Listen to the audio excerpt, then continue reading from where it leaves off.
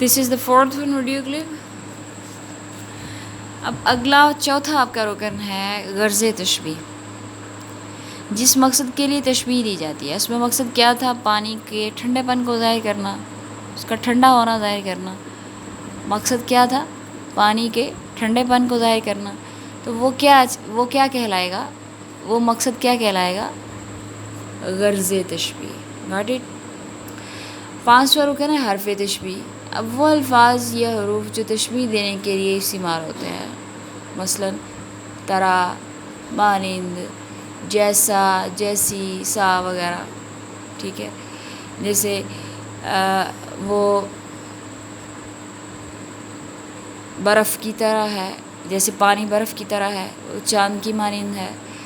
عمر سعد جیسا ہے، یا ہمنا آمنہ جیسی ہے. یہ سارے الفاظ جو استعمال ہوتے ہیں تشبیہ کے لیے وہ کیا کہلائیں گے؟ حرف تشبیہ. Got it? اب میں آپ کو اس کی ترکیب کر کے بتاتی ہوں. اب یہ سنٹینس ہے وہی والا، اب اس کی ترکیب کی ہے ہم نے. جیسے پہلے آپ نے جملوں کی ترکیب کی تھی نا، ایسے اس کی بھی ترکیب کریں گے آپ تشبیہ کے لیے. پانی برف کی طرح ٹھنڈا ہے. اس میں پانی کیا ہے؟ جس کی صفت بیان کرنی ہے، جس کو دوسرے سے تشبیہ دینی ہے، وہ کیا ہو گیا؟ مشبہ. جس کے ساتھ دینی ہے مشبہ بھی. مشبہ تشبیہ دی گئی بھی اس کے ساتھ. کس کے ساتھ؟ برف کے ساتھ. کی طرح کیا ہوگا؟ آپ نے یہ ساری کیٹیگریز پڑھی نا. حرف تشبیہ، جو حرف استعمال ہو رہا ہے تشبیہ دینے کے لیے وہ کیا ہے؟ کی طرح. یہ حرف تشبیہ کہلائے گا. اب ٹھنڈا ہے. ٹھنڈا میں ہے، اس میں ہم نے دو چیزیں نکالی ہیں.